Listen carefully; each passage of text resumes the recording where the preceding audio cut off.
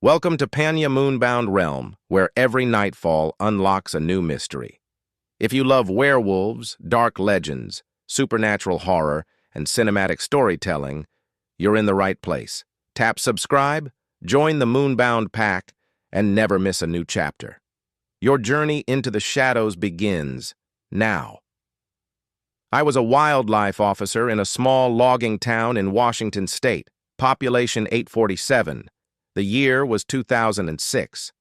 By the spring of 2007, that number was 0. Not because of a fire, not because of an economic collapse, because of what came out of those woods, what returned from those woods. I'm not using the real name of the town. Some of the survivors, and there aren't many, still don't want this talked about. I left Wildlife Services in 2007, and I've kept quiet for 17 years, but people need to know. People need to understand that there are things in this world that don't follow the rules we think govern nature. This is the story of how a werewolf pack invaded our town, converted our neighbors, and forced me to make an impossible choice. And why, in the end, I chose them over everything I thought I believed. The first call came on September 14th, 2006. A Thursday. I remember because Thursdays were usually quiet. A hiker named Tom Breslin called our office around 11 a.m., said he'd seen something on the Cascade Trail that morning, something that didn't make sense. He was an experienced hiker, had been walking those trails for 15 years, level-headed guy, not the type to make things up. There were wolves, he told me. 3 of them, big ones, but they were walking on their hind legs, like people. I thought maybe I was seeing things wrong, you know? The angle, the light. But I watched them for maybe 30 seconds, and they were definitely upright, moving through the trees like men in wolf costumes. Except no costume moves like that. I took his report, wrote it down. Told him it was probably bears. Bears stand upright sometimes, especially when they're curious or trying to get a better view. He didn't sound convinced, but he didn't push it. Maybe, he said, but I've seen plenty of bears, officer. These weren't bears. 2 days later, another call. A woman named Patricia Yang, who lived on the eastern edge of town, where the houses backed up to state forest land. She ran a small hobby farm, chickens, goats, couple of sheep. Something killed my chickens last night, she said when I arrived. All 12 of them. I walked out to her coop with her.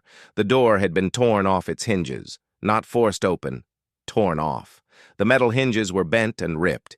Inside, the chickens were scattered across the ground, torn apart but not eaten. That was the first thing that struck me. Predators kill to eat. These chickens had been slaughtered and left. "What kind of animal does this?" Patricia asked, her arms wrapped around herself. "I don't know," I admitted. I found tracks in the mud around the coop, large canine prints, wolf-sized, maybe bigger, but something was wrong with them. The front prints looked normal enough, 4 toes, claws, pads, but the back prints looked almost human. Elongated, yes, but the shape was wrong for a wolf.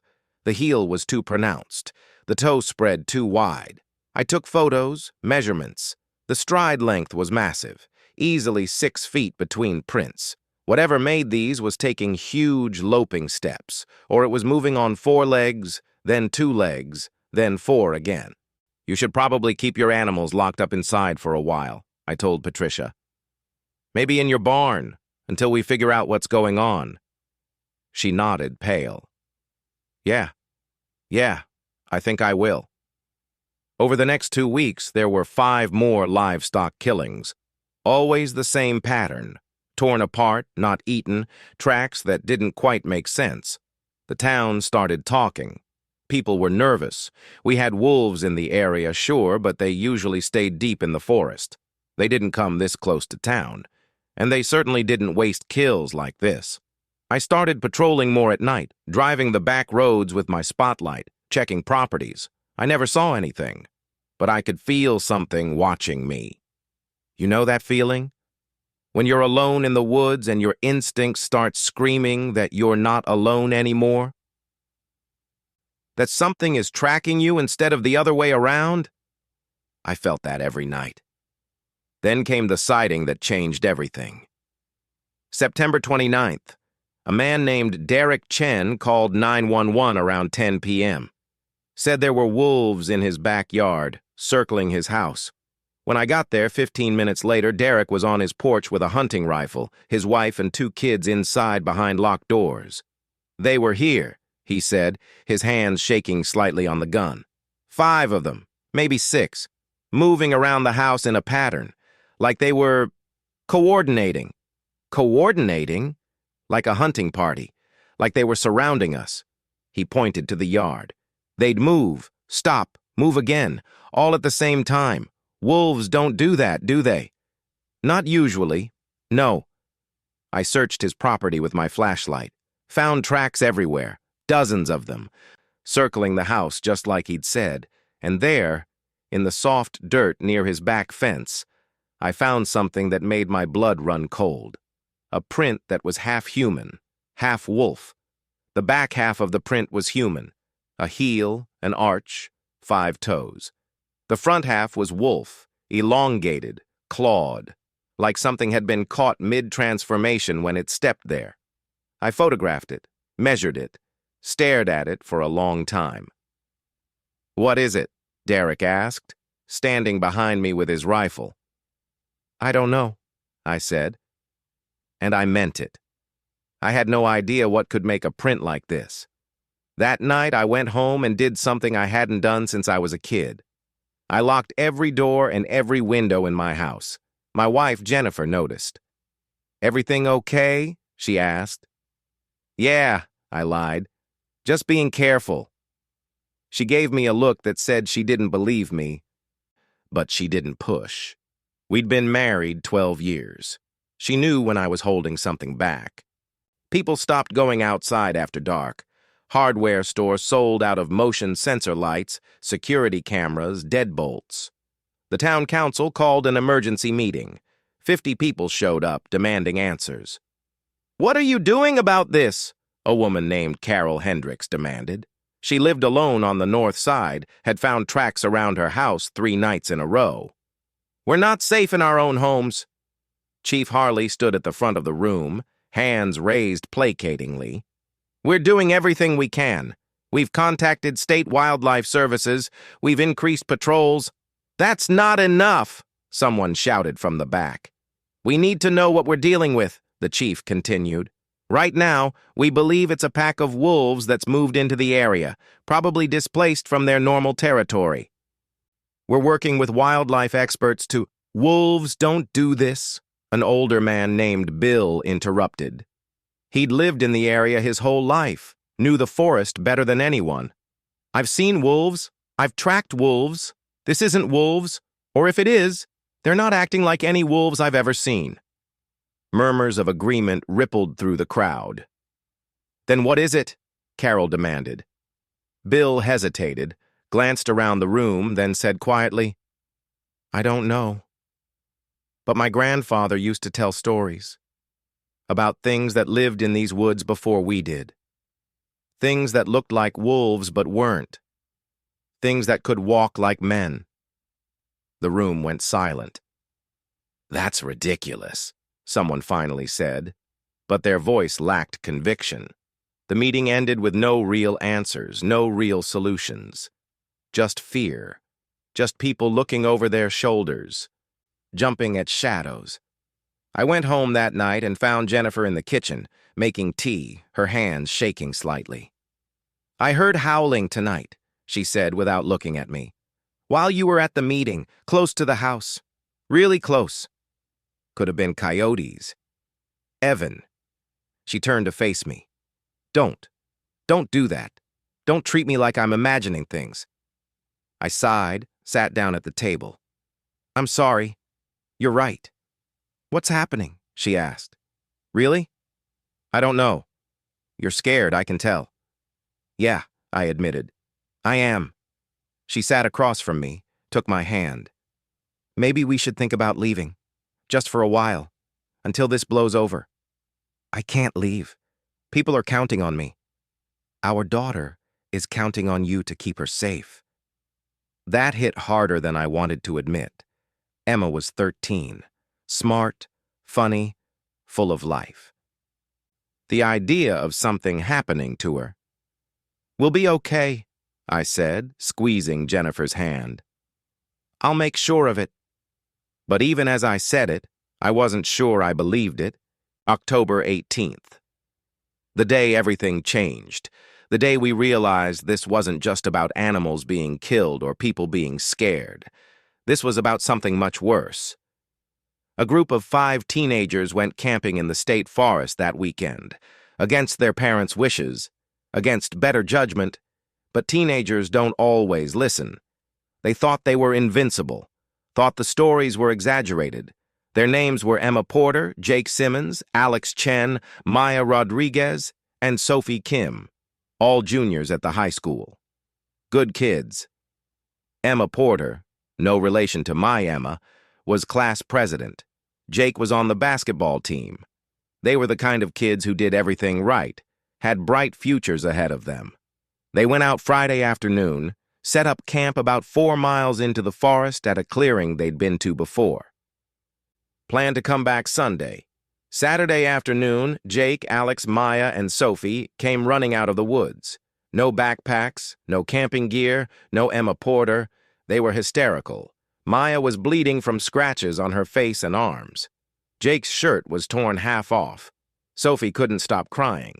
Alex was the only one who could form coherent sentences, and even he was shaking so badly he could barely hold the phone to call for help. I got there within 20 minutes. Found them at the Forest Service station, huddled together, all 4 talking at once. "Slow down," I said, pulling out my notebook. "One at a time. What happened?" Alex took a shaky breath. We were just sitting around the campfire last night, talking, roasting marshmallows. Normal stuff. Around midnight, we heard something in the trees. Something big, moving around our campsite." "What kind of something?" "We thought it was a bear at first. We'd hung our food up like you're supposed to, figured it was just checking us out. But then..." He trailed off, looking at the others. "Then we saw them," Jake continued. "Wolves, 3 of them, but they were wrong." "Wrong how?" "They were standing up," Sophie whispered. "On 2 legs, standing up like people." "Are you sure?" "We all saw it," Maya said, voice shaking. "We thought maybe we were seeing things wrong, you know? The firelight, shadows, whatever, but then one of them came closer, and we could see it clearly. It was a wolf, but it was standing upright. And its front legs, its arms, they looked almost human. The proportions were wrong, but human." "What happened next?" "Emma screamed," Alex said, "and that's when they all howled. This sound that made my bones hurt, and then more of them came out of the trees. 5, 6, maybe more. We couldn't tell. They surrounded us." "We ran," Jake said. "Just grabbed whatever we could and ran. But Emma tripped, fell. And before we could go back for her, they grabbed her." "They grabbed her?" I repeated. "2 of them. They picked her up. One had her by each arm. And Emma was screaming, fighting, but they just carried her away, into the forest, moving so fast on 2 legs, faster than we could run." Sophie started crying again. "We tried to go after her, but there were more of them. They were hurting us, forcing us away from the campsite, toward town. Every time we tried to go back, they'd cut us off. They were working together, like a strategy." "They wanted us to leave," Maya said quietly. "They let us go, but they kept Emma." I radioed for backup, for search and rescue. Within an hour, we had 30 people mobilizing, dogs, helicopters, the works. We found their campsite around 4 p.m. Everything was still there: tents, sleeping bags, food, Emma's backpack, and tracks. Dozens and dozens of tracks.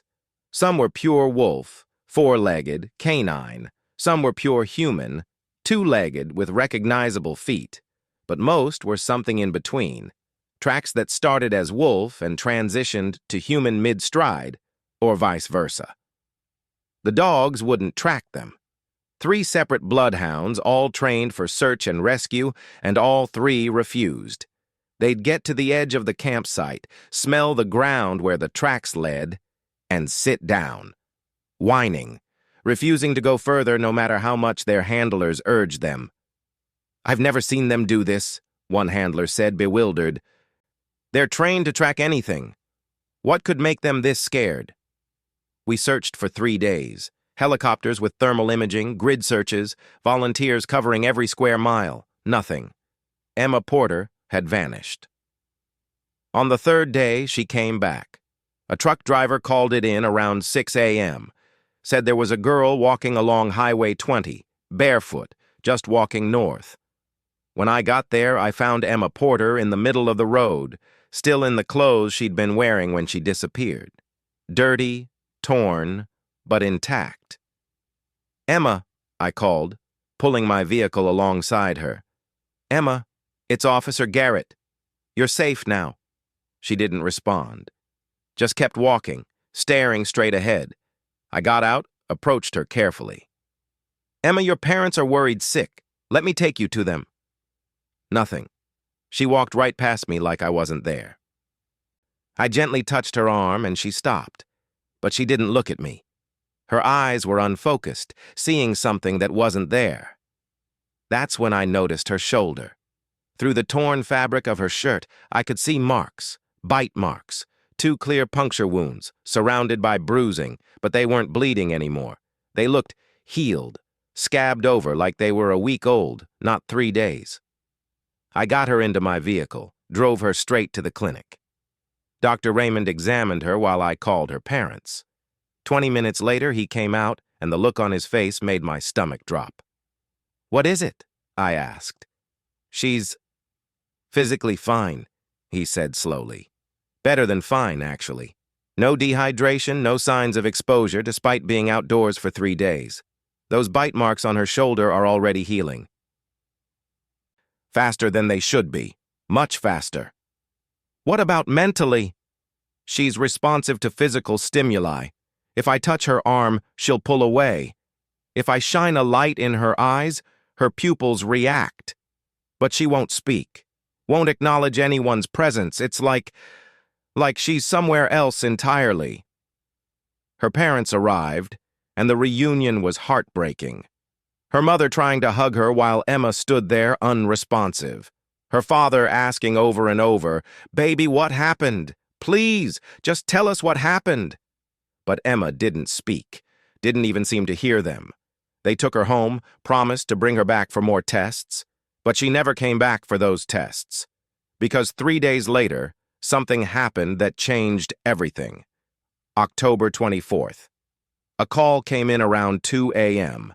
Emma Porter's father, his voice shaking with terror, barely coherent. "You need to come. Right now. Something's wrong with Emma. Something's really wrong." I was there in 10 minutes, and what I found would haunt me for the rest of my life. Emma Porter was standing in her backyard, completely naked, covered in blood. Not her blood. Deer blood, as we'd later determine. She was hunched over, her hands, no, her claws, buried in the carcass of a deer that had been torn apart. But the worst part? Her eyes. When she looked up at me, her eyes weren't human anymore. They were golden, reflective, like an animal's eyes catching light in the dark. And when she opened her mouth to scream at me, to warn me away from her kill, I saw teeth that were too long, too sharp, fangs. Emma Porter wasn't missing anymore. She'd been turned. The town exploded after Emma Porter. Dr. Raymond quarantined her immediately, set up a room in the clinic basement, the only room with reinforced doors, and sedated her heavily. Her parents were devastated, confused, demanding answers no one could give. "What's wrong with her?" her mother kept asking me. "What did they do to my daughter?" I didn't know what to say. How do you tell someone their child has become something out of a nightmare? Chief Harley called in state authorities. Within 48 hours, we had CDC officials in town, setting up in the clinic, running tests on Emma. They wouldn't tell us anything. Just kept taking blood samples, tissue samples, doing scans. But word spread anyway. This town was small. Secrets didn't stay secret for long. People started talking about the bite marks on Emma's shoulder, about her eyes, about what she'd done to that deer with her bare hands. The word werewolf started getting whispered in the grocery store, at the gas station, in hushed conversations behind closed doors. Most people dismissed it as mass hysteria, stress and fear making people see things that weren't there. But I knew better. I'd seen Emma's eyes. I'd seen what she'd done. And then others started showing symptoms. First was Jake Simmons, one of the teenagers who'd been camping with Emma. October 27th, his mother called me in a panic. Jake had been complaining of fever, body aches. She thought he had the flu. But that morning, she'd found him in the bathroom, staring at himself in the mirror. His eyes had flashed gold when he turned to look at her. "Just for a second," she told me, her voice shaking. "I thought I imagined it. But then it happened again. His eyes, they just changed." I went to their house. Jake was in his room, curtains drawn, lying in bed. When I came in, he wouldn't look at me. "Jake," I said carefully, "how are you feeling?" "Hot," he muttered. "Everything's too loud, too bright. I can hear the neighbor's TV through the walls. I can smell what they're cooking. How is that possible?"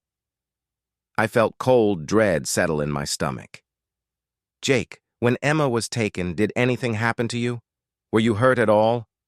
He hesitated, then slowly pulled back his sleeve. On his forearm, barely visible now, were 2 small scars. Bite marks, already healed over. "I didn't think it was important," he whispered. "It happened so fast when we were running. One of them grabbed me, bit down, then let go. It didn't even hurt that much. I thought it was just a scratch." "Why didn't you say anything?" "Because I knew how it would sound." His voice cracked, and for a moment, just a moment, his eyes flashed gold. "I knew people would think I was crazy. And then Emma came back and everyone was focused on her and I thought maybe if I ignored it, it would go away." But it wasn't going away. It was getting worse. Over the next 2 weeks, 4 more people came forward with similar symptoms. All of them had been in contact with the wolves at some point. A man who'd been walking his dog near the forest and got bitten breaking up what he thought was a dog fight. A woman who'd found an injured wolf on her property and tried to help it. A teenager who'd been scratched while hiking. All of them now experiencing the same things: heightened senses, unexplained aggression, golden eye flashes, and something else. Something worse. They could feel the pull of the moon. Dr. Raymond, under strict CDC supervision, examined all of them. The results were impossible, but undeniable. Their DNA was changing. Strand by strand, their genetic code was being rewritten. Human DNA mixing with something else. Something canine, but wrong, mutated. "This isn't natural," one of the CDC doctors told Chief Harley in a meeting I was sitting in on. "This is a pathogen, some kind of virus or bacteria that rewrites genetic code. We've never seen anything like it." "Can you cure it?" the chief asked. The doctor was quiet for a long moment. "We don't know. We're trying, but no. Right now, no. We can't." The town board called another emergency meeting. This time, over 100 people showed up. The clinic basement now held 6 people who were infected. We were calling them infected now, since no one would say the other word out loud. "We need to evacuate the town," someone suggested. "Get everyone out before this spreads." "We can't evacuate," the mayor said. "Where would everyone go? And what if infected people leave? What if this spreads beyond our town? Then quarantine us, Carol Hendricks said. Keep us here, but bring in help. Military, CDC, whoever. Figure out what this is and stop it. The meeting devolved into shouting, panic, accusations. People were scared, and scared people do desperate things. That night, someone tried to burn down the clinic, threw a Molotov cocktail through the window. The fire was put out quickly, but the message was clear. Some people wanted the infected dead. Wanted this problem eliminated in the most permanent way possible. Chief Harley had to post guards outside the clinic after that, armed guards to protect the infected from their own neighbors. November 7th, around 2 a.m., I was doing a patrol of the eastern perimeter. We'd set up barriers around the town, tried to create a secure zone. I was sitting in my truck, drinking cold coffee, watching the tree line. That's when he walked out of the forest. Not ran. Walked. Calmly. Deliberately. He was massive. Had to be 7 feet tall, maybe more. His body was wrong. Proportions that didn't match human or wolf, but somewhere horrifically in between. Long limbs, elongated spine, hunched shoulders. His hands were tipped with claws that had to be 3 inches long. His face was the worst part, a wolf's muzzle, but set into a skull structure that was too flat, too human. His eyes glowed golden in my headlights. He was covered in fur, dark gray, almost black. But underneath you could see muscle definition that was too human. Too organized. He stopped maybe 20 feet from my truck. Just stood there, watching me. Every instinct screamed at me to drive away, to run. But I was frozen, hands gripping the steering wheel, unable to move. And then he spoke. His voice was wrong, like gravel being crushed, like words being formed by a throat that wasn't designed for human speech. But I understood him clearly. Officer Garrett. He knew my name. What are you? I managed to get out. His lips pulled back in what might have been a smile, revealing rows of sharp teeth. I am Alpha. I am the returned. I am what your people buried a century ago. I don't understand. No. He took a step closer, and I could smell him through the closed windows, earth and blood and something ancient. You do not. Your people built this town on our grave, on the bones of my pack, slaughtered and buried in unhallowed ground. That's not 19 of us, he continued, his voice carrying a rage that made my skin crawl. 19 Omega wolves, exiled by our own kind for the crime of being weak. We came here to die in peace, but your ancestors hunted us, trapped us, killed us, and buried us where no light could find our bones. I remembered Bill's grandfather's stories about things in the woods before settlers came. The old man spoke truth, the Alpha said, like he could read my thoughts. We were here first, and we should have stayed dead. But the earth remembers, the forest remembers, and when your people cut too deep, dug too far, disturbed what should have remained still, he spread his arms. We woke. How? Does it matter? We are here. We are returned. And this land, your town, your homes, your people, it all sits on our grave. We merely want what was taken from us. What do you want? His golden eyes gleamed. A pack, a family. What we were denied in death, we will claim in life. Your people will become our people. Your children will become our children, and this town will become our den.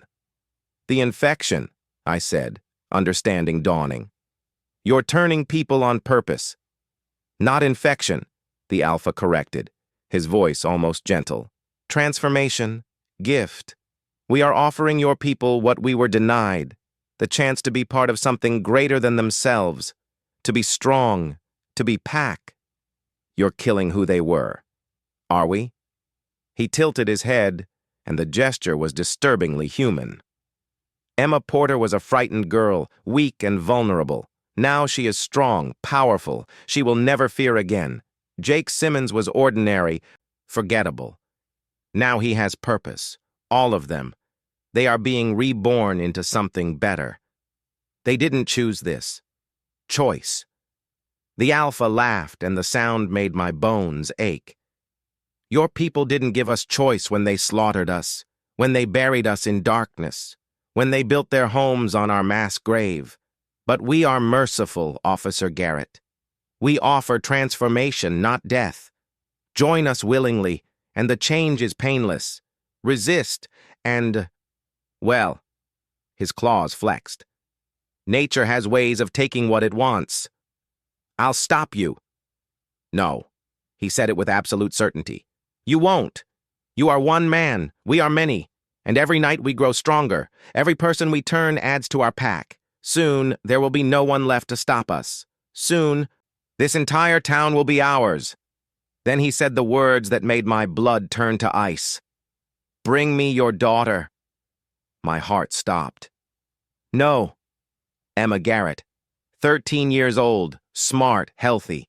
She would make an excellent addition to our pack. Bring her to the forest edge tomorrow night, midnight, alone. I will give her the gift myself, personally. It will be painless, quick, and she will be stronger than you can imagine. I'll kill you first. No, you won't. Because if you try, I will take her anyway. And I will take your wife. And I will make you watch them transform, screaming, fighting, breaking. And then I will turn you last, so you can spend eternity as pack knowing you could have spared them that pain. You're a monster. I am what your people made me. His hand fell away from the window. Tomorrow night, midnight. The forest edge behind your house. Be there with your daughter, or I will come and take her myself. And I promise you, Officer Garrett, you do not want me to come to your home. He turned and walked back toward the tree line. Just before he disappeared into the darkness, he looked back. Your wife is beautiful, by the way. I've been watching your house for weeks. Jennifer makes excellent coffee. She sings in the kitchen when she thinks no one can hear. Emma reads fantasy novels under her covers with a flashlight after bedtime. You have a lovely family, Officer Garrett. It would be a shame if anything happened to them. Then he was gone, melting into the shadows like he'd never been there. I sat in my truck for 10 minutes, shaking so hard I couldn't hold my coffee cup without spilling it. Then I grabbed my radio and called it in. Chief Harley, Dr. Raymond, and 3 CDC officials met me at the station an hour later. I told them everything. About the Alpha. About what he'd said. About the threat to my family. He wants your daughter, one of the CDC doctors said, taking notes. Specifically, why? I don't know. Actually, Dr. Raymond said slowly, I might. We've been studying the transformation patterns. The pathogen, or whatever it is, works differently on different people. Children transform faster, cleaner, with less resistance. Adults fight it, mentally and physically.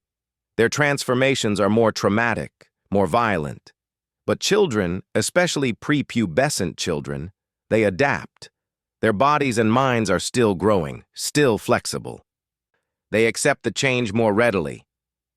You're saying he wants to turn children because it's easier, Chief Harley said. I'm saying if he wants to build a pack quickly and efficiently, targeting the young makes tactical sense. Dr. Raymond looked at me. I'm sorry, Evan, but your daughter, she's the right age, and if he's been watching your family, he knows she's healthy, intelligent. From his perspective, she's a prime candidate. I felt sick. November 8th, the day we decided to hunt a monster. The plan was simple, maybe too simple. I would go to the forest edge at midnight like the Alpha demanded. But instead of Emma, we'd have a decoy. Officer Sarah Chen, one of our youngest officers, small-framed, could pass for a teenager in the dark. We'd have sharpshooters positioned in the trees. CDC had provided us with specialized ammunition, silver core bullets.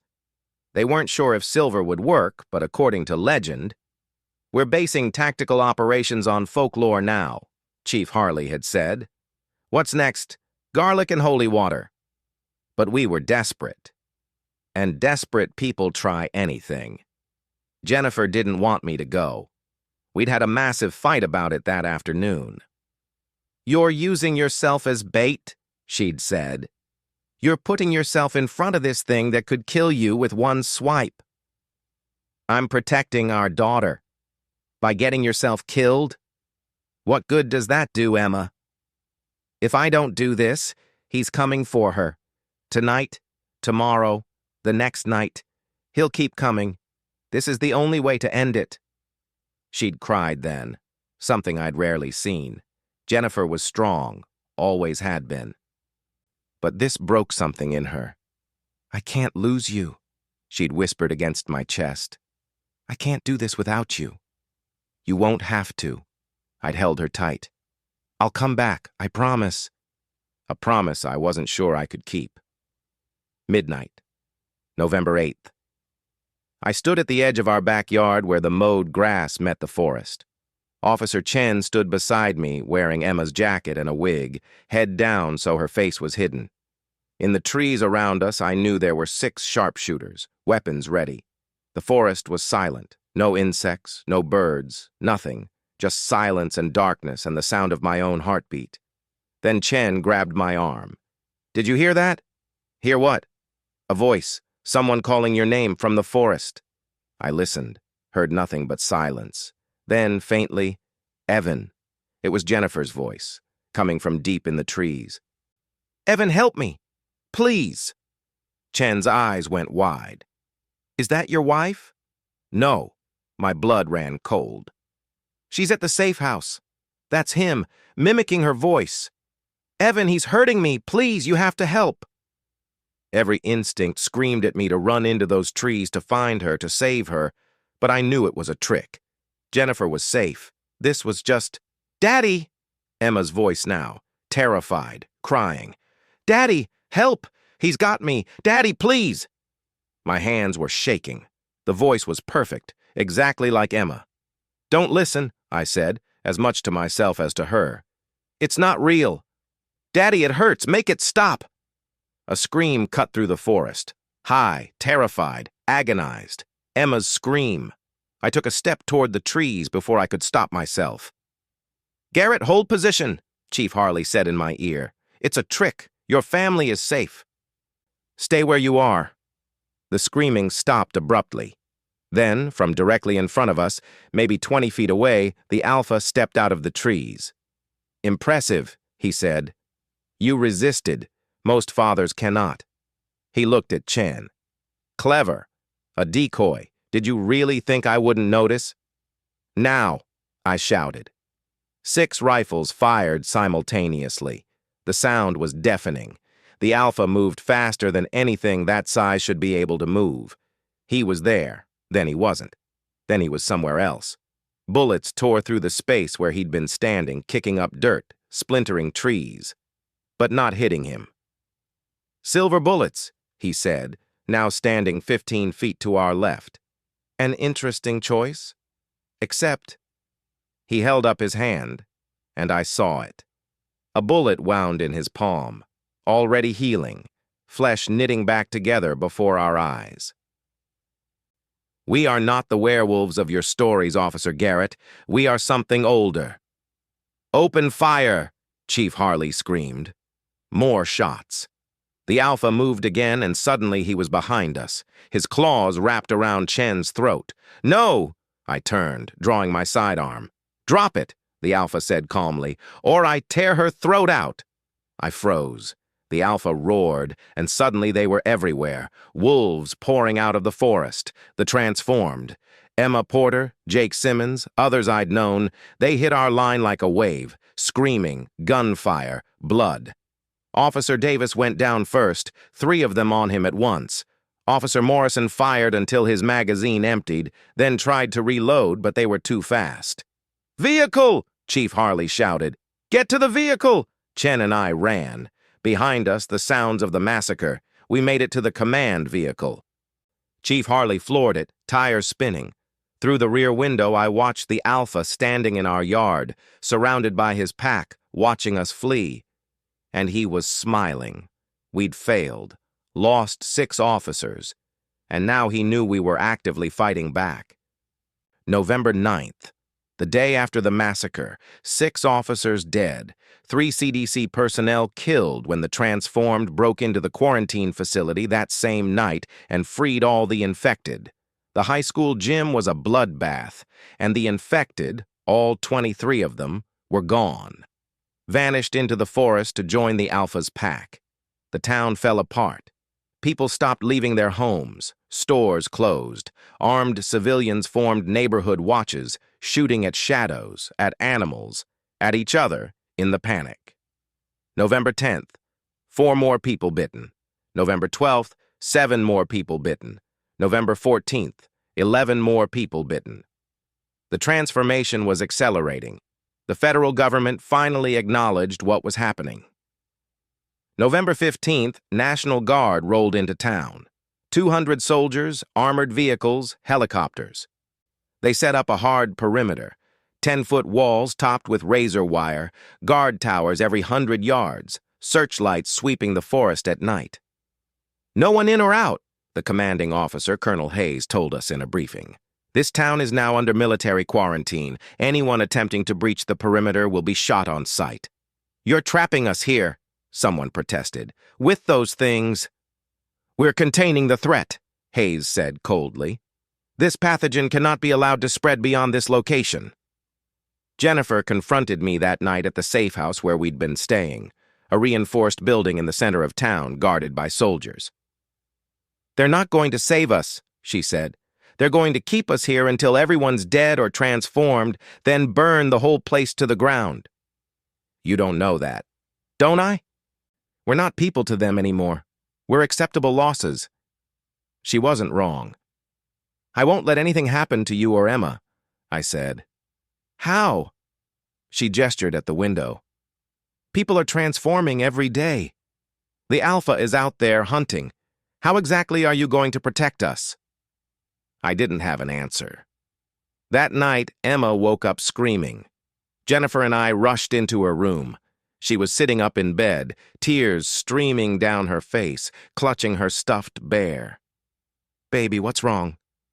Jennifer sat beside her, pulling her close. "I heard him," Emma whispered. "In my head. He was calling me." My blood went cold. "Who was calling you?" "The wolf man, the Alpha. He said—" She looked at me with terrified eyes. "He said he's coming for me, that I can't hide forever, that I belong to the pack." "That's not possible," Jennifer said, but her voice shook. "You haven't been bitten." But Dr. Raymond had told me something. The pathogen was evolving, becoming airborne. Everyone in town might already be infected, just dormant. "I'm scared, Daddy," Emma whispered. "I know, baby. I know." November 18th, the first breach. The Transformed hit the northwest section of the perimeter at 2 a.m. 50 of them, maybe more, moving in coordinated waves. It wasn't enough firepower. They breached the wall in 3 places, poured into the town. I was at the safe house with my family when the alert came. I grabbed my weapon, started for the door. "Don't!" Jennifer grabbed my arm. "Don't leave us. I have to."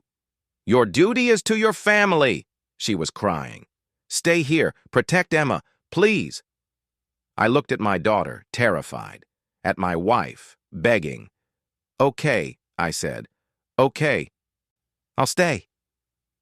We barricaded ourselves in the safe room. We could hear the chaos outside, gunfire, screaming, howling. Hours passed. The sounds faded. Silence fell. Around dawn, someone knocked on the door. 3 sharp knocks. "Officer Garrett!" a voice called, male, familiar. "You can come out now. It's safe." I recognized the voice. Jake Simmons. "We know you're in there," Jake continued. "The Alpha wants to talk. He's offering a truce. Come out and no one gets hurt." "Don't," Jennifer whispered. "It's a trick." "If he wanted to break in, he could have already," I whispered back. "Officer Garrett," Jake called again. "The Alpha promises your family won't be harmed. He just wants to talk. 5 minutes." I looked at Jennifer, at Emma. "I have to," I said. "Evan, please." I opened the door.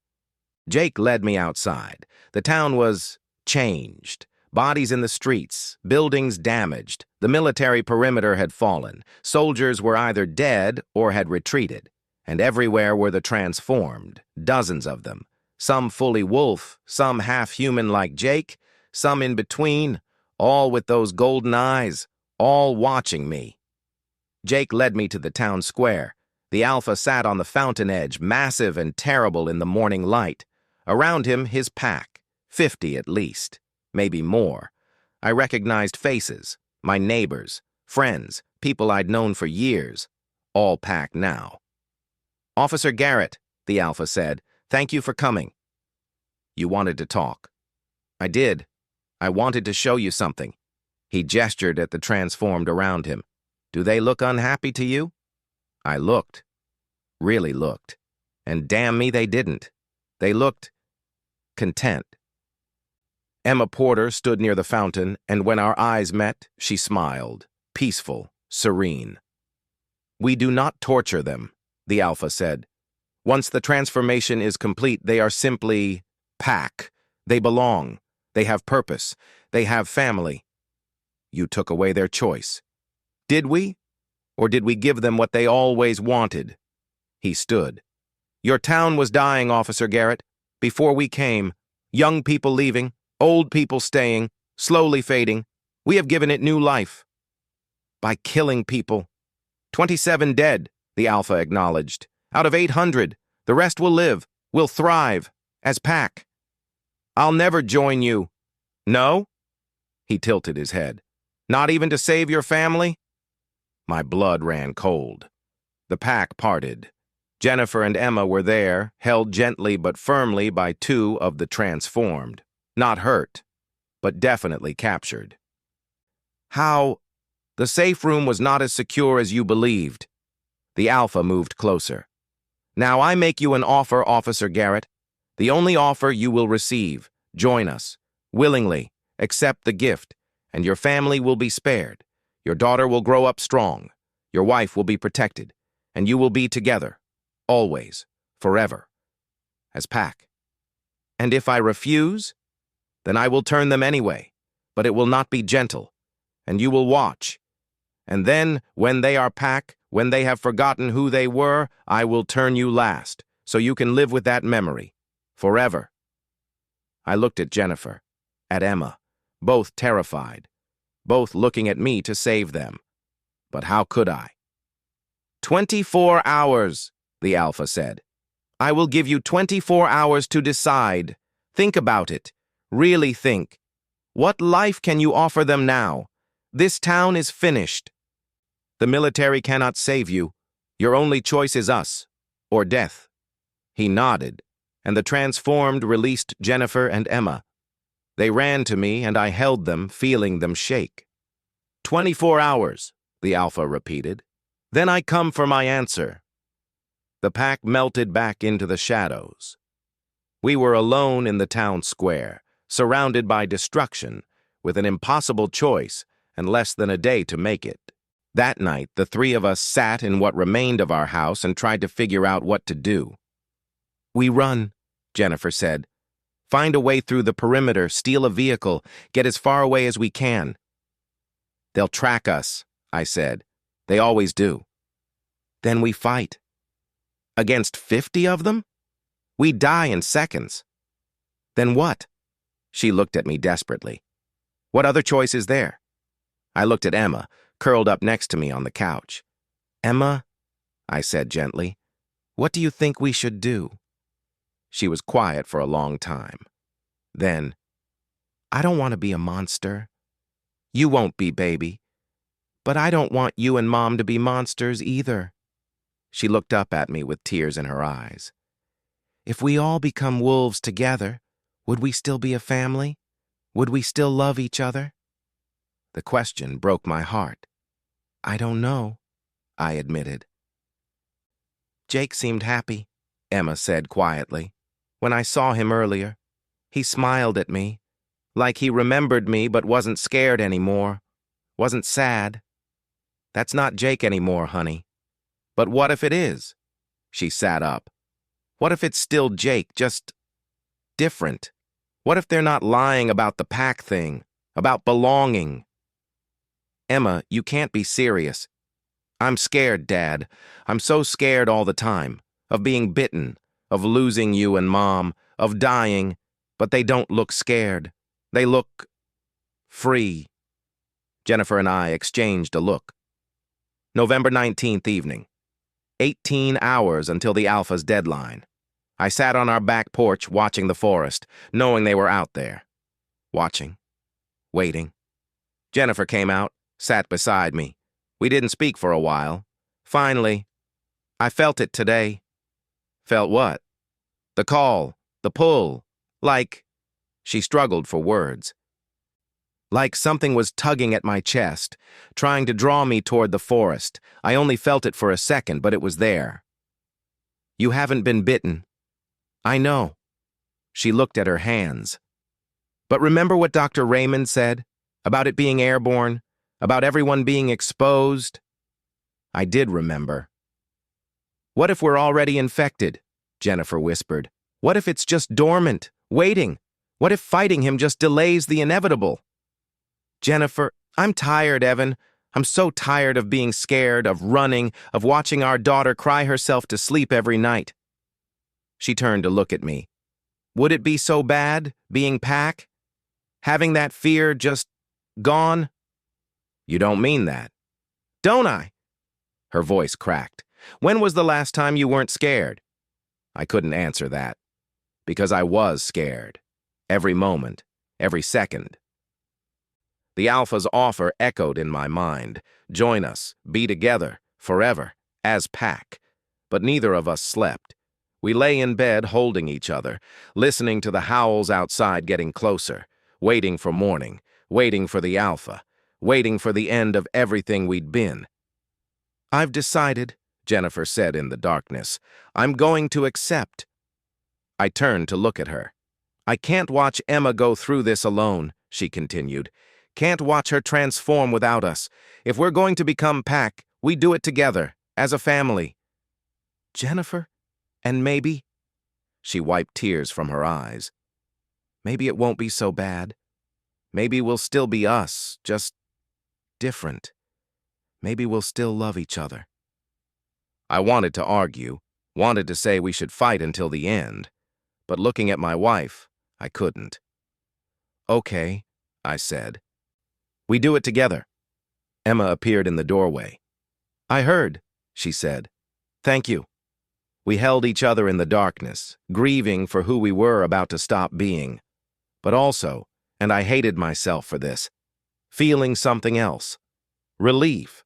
Relief that the fear would finally end, that we'd stop running, that we'd be together, even if together meant becoming something else entirely.